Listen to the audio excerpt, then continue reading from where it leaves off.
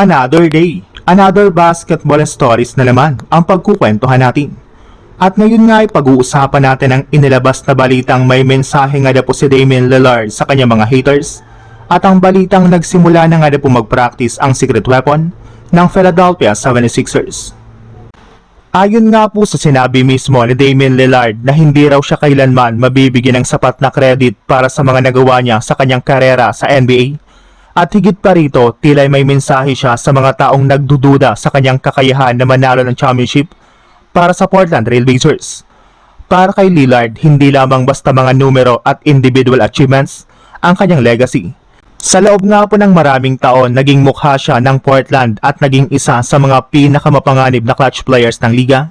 Kaya naman may hamon nga po ito sa kanyang mga kritiko na kung sakaling nga na pong makabalik siya sa Portland at tuluyang maibigay ang isang championship sa franchise, baka doon lamang nila makita ang kabilang bahagi ng kanyang kwento. At kung mangyari nga po yon, siguradong magiging napakalaking sandali ito para kay Damian Lillard. Since nga po matapos ang lahat ng kanyang pinagdaanan, isang bagay ang malinaw, hindi nga po niya gustong matapos ang kanyang karera na ang tingin ng mga tao sa kanya ay kulang ang kanyang nagawa.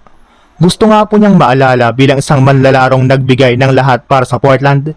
At kung bibigyan nga po siya ng pagkakataon, gusto nga po niyang siya mismo ang sumulat ng huling kabanata ng kanyang legacy sa NBA.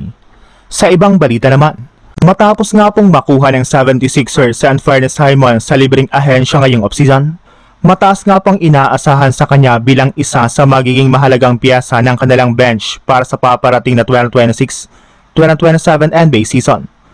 Pumirma nga po si Simons ng 2 taong kontrata na nagkakahalaga ng $12.3 million at inaasahang magbibigay siya ng dagdag na scoring at shooting sa isang lineup na pangungunahan nila Joel Embiid, Tyrese Maxey at Jaylen Brown. At base nga po sa kalalabas pa lang na balita, nagsimula na nga po itong mag-ensayo at maghanda para sa susunod na season, kaya isang magandang senyales nga po ito para sa Philadelphia 76ers. Hindi nga po biro ang kakayahan ni Simons bilang scorer. Since sa kanyang karera, nakapagtala nga po siya ng average na halos 15 puntos kada laro at 38.1% mula sa 3-point range. Magiging instant offense rin naman nga po si Simons mula sa kanilang bench.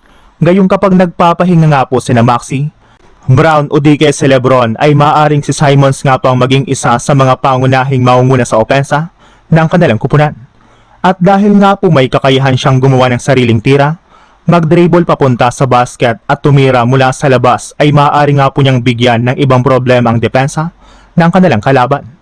Kaya naman kung tuloy-tuloy nga po ang paghahanda ni Simons bago magsimula ang bagong season, posibleng maging isa nga po siya sa tinatawag na secret weapons ng Philadelphia 76ers.